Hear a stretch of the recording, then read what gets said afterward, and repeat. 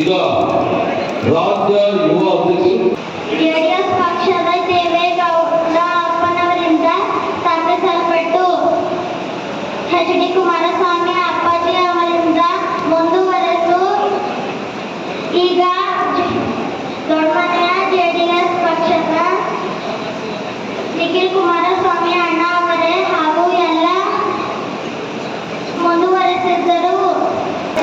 ನಮ್ಮ ಬೀದರ್ ಜಿಲ್ಲೆಯಲ್ಲಿ ಮಂಡಪ ಕಾಶಂಪುರ ಅಪ್ಪಾಜಿ ಅವರಿಂದ ಜೆಡಿಎಸ್ ಪಕ್ಷದ ಎಲ್ಲ ಗರ್ಜಿಸುತ್ತಿದೆ.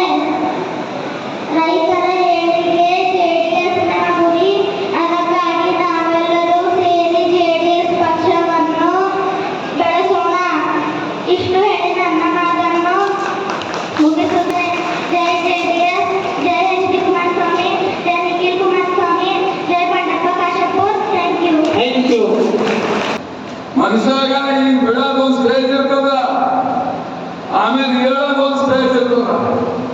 ಅದಕ್ಕೆ ನಿಖಿಲ್ ಕುಮಾರಸ್ವಾಮಿ ಅವ್ರಿಗೆ ಮುಗಿದ ಈಗ ಬರೀ ಹೇಳೋದೇ ಸ್ಟೇಜ್ ಹೇಳ್ಬಿಟ್ರು. ದಶಕಗಳಿಂದ ವರ್ಷಗಳಿಂದ ನಿರಂತರವಾಗಿ ಪಕ್ಷದ ಏಳು ಬೀಳು